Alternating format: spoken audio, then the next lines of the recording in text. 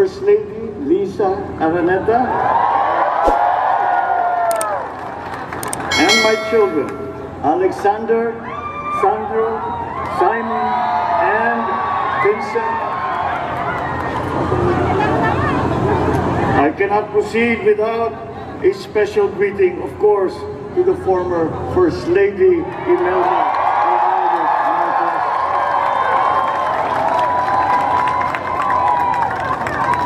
Other distinguished guests, ladies and gentlemen, my friends, ang aking minamahal na mga kababayan,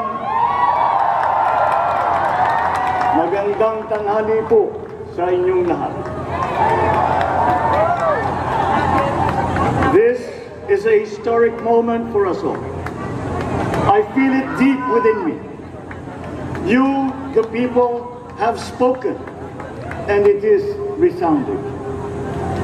When my call for unity started to resonate with you, it did so because it echoed your yearnings, mirrored your sentiments, and expressed your hopes for family, for country, and for a better future.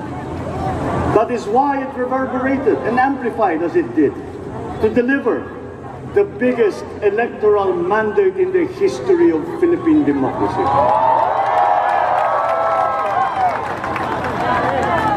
By your vote, you rejected the politics of division.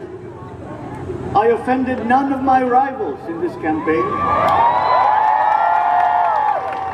I listened instead to what they were saying, and I saw little incompatibility with my own ideas about jobs, fair wages, personal safety, and national strength, and ending want in a land of plenty. I believe that if we but focus on the work at hand and the work that will come to hand, we will go very far under my watch. You believe that too. At pinakinggan ko ang tinig ninyo na ang sinisigaw ay pagkakaisa, pagkakaisa, pagkakaisa. We will go farther together than against each other, pushing forward, not pulling each other back, out of fear, out of a misplaced sense of weakness. But we are the furthest from weak. The Filipino diaspora flourishes even in the most inhospitable climes, where they are valued for their quality. The changes we seek will benefit all and will shortchange no one. I was not the instrument of change. You were that. You made it happen. I am now. You picked me to be your servant, to enable changes to benefit all. I fully understand the gravity of the responsibility that you've put on my shoulders. I do not take it lightly, but I am ready for the task. I will need your help. I want to rely on it. But rest assured, I do not predicate success on the wide cooperation that's needed. I will get it done. I once knew a man who saw what little had been achieved since independence in a land of people with the greatest potential for achievement, and yet they were poor. But he got it done, sometimes with the needed support, sometimes without. So will it be with his son. You will get no excuses from me.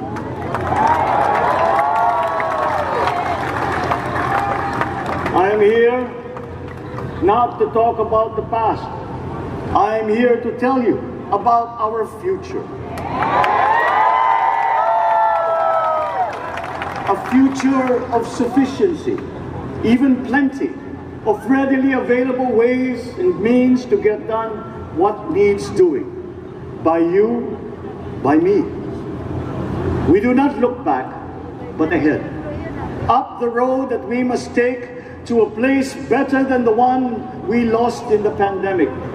Gains made and lost, opportunities missed, well-laid plans superseded by the pandemic. Indeed, Ours was the fastest growing economy in ASEAN. By lessons from the ongoing tragedy in Ukraine, the same dark prospect of conflict will spread to our part of the world. Yet, there is more out there. Like going forward by new ways of doing that the pandemic forces to adopt. A stronger resilience, quicker adaptability. They are our best prevention. They are our best protection. Quiet reflection in a rough and tumble campaign of a breadth and intensity never experienced revealed some of them, such as a willingness to listen despite the noise, the hesitation to quarrel over differences, and to never ever give up hope of reconciliation. These gave me the peace to ponder deeper. There are hints of a road not taken that could get us out of here quicker to something better, something less fragile. There is also what you, the people, did to cope. But this is how agile, resilient republics are made. Our future we decide today. Yesterday cannot make that decision anymore, nor can tomorrow delay it. The sooner we start, the surer and quicker the prospect of achieving our future. These are troubling times. What's happening to others can happen to us, but it will not. We see what's happening. We are witness to how it is being stopped, and we have seen the glory that crowns struggle against all odds. Giving up is not an option.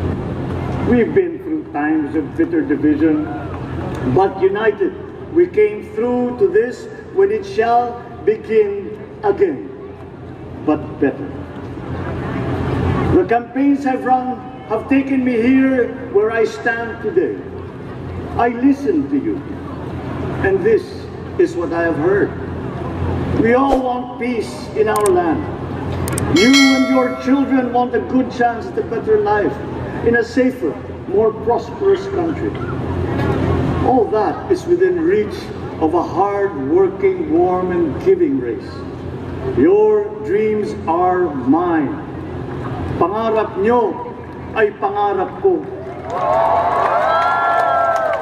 How can we make them come true? How can we do it together? But I will take it as far as anyone with the same faith and commitment can, as if it depended entirely on himself. Sa pangarap na maging mapayapa ang ating bansa, ang pangarap nyo ay pangarap ko.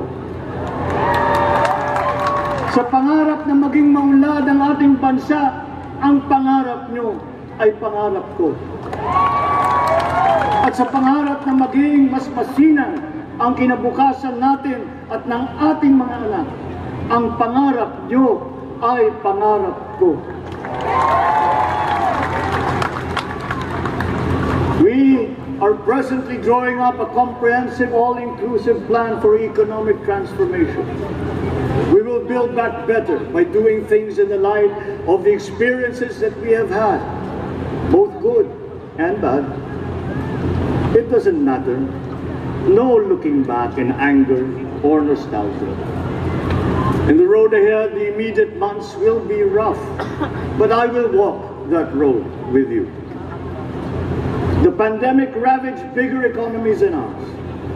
The virus is not the only thing to blame. What had been well built was torn down. We will build it back better. The role of agriculture cries for the urgent attention that its neglect and misdirection now demands. Food self-sufficiency has been the key promise of every administration. None but one delivered. There were inherent defects in the old ways and in recent ways too. The trade policy of competitive advantage made the case that when it comes to food sufficiency, a country should not produce but import what other countries make more of and sell cheapest. Then came Ukraine, the most vulnerable when it comes to food are the countries furthest away from the conflict, those bearing no blame for provoking it. Yet they face the biggest risk of starvation. If financial aid is poured into them, though it never is, there is nothing to buy. Food is not just a trade commodity. Without it, people weaken and die. Societies come apart. It is more than a livelihood. It is an existential imperative and a moral one. An agriculture damaged and diminished by unfair competition will have a harder time, or will have no prospects at all of recovering. Food sufficiency must get the preferential treatment the richest free trade countries always gave their agricultural sectors. Their policy boils down to don't do as we do. Do what we tell you to. I am giving that policy the most serious thought if it doesn't change or make more allowances for emergencies with long-term effects. There is a parallel problem in our energy supply. Sufficient fossil fuel-free technology for whole economies has yet to be invented. And it is not seriously tried by rich countries. Again, consider the response of the richest countries to the war in Ukraine. But surely, a free world awash with oil can assure supplies. Or we will find a way. We are not far from oil and gas reserves that have already been developed. What we teach in our schools, the materials used must be rethought. I am not talking about history. I am talking about the basics, the sciences, sharpening theoretical aptitude and imparting vocational skills, such as in the German example, alongside the national language, with equal emphasis and facility in a global language, which we had and lost. Let us give OFWs all the advantages we can for them to survive and to thrive. Our teachers from elementary up are heroes fighting ignorance with poor paper weapons. We are condemning the future of our race to menial occupations abroad. Then they are exploited by traffickers. Once we had an education system that prepared coming generations for more and better jobs. There is hope for a comeback. Vice President and soon-to-be Secretary of Education, Sara Duterte Carpo, will fit that mission to a T. We won't be caught unprepared, under-equipped, and understaffed to fight the next pandemic. To start with, we never got over the pandemic of poor, if any, free public health.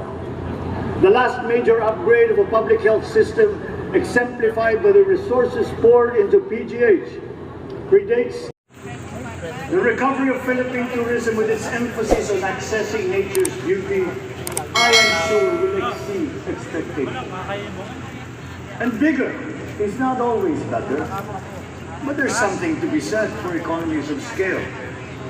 And yet the country invites investments in fast-rising industries with quick returns and inflicts irreparable damage for future generations. We have yet to see large-scale practical solutions to pollution, though some are beginning to emerge. But there are tried and proven new ways of mitigation. Blades have been turning over the sand dunes of Ilocos Norte, harnessing a power all around, but unseen, long before this day. I built them. The rich world talks a great deal, but does a lot less about it than those with much less, but who suffer more death and destruction from climate change and lack of adaptation. We will look to our partners and friends who help the Philippines, who, despite having a very small carbon footprint, is at the highest risk. First, spare victims, then help them recover, and move on to lessen the harmful impact of climate change. We too have our part to play. We are the third biggest plastics polluter in the world, but we won't shirk from that responsibility. we will clean up.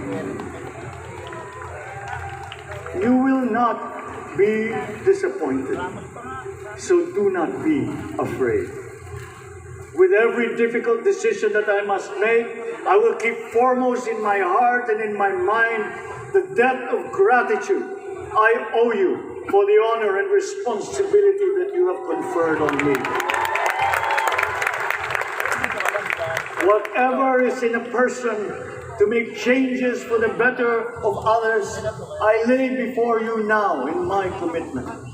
I will try to spare you of your other responsibilities to carry, but I will not spare myself from shedding the last bead of sweat or giving the last ounce of courage and sacrifice.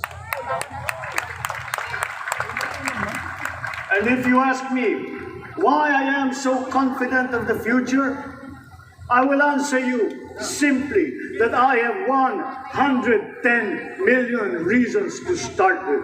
Such is my faith in the Filipinos.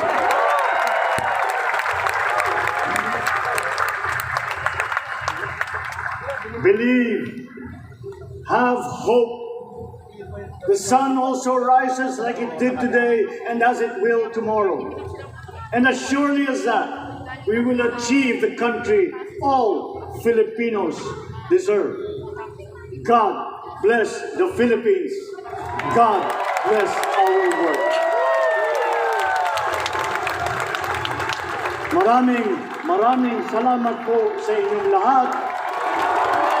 Mabuhay ang Pilipinas. Magandang tanghali po.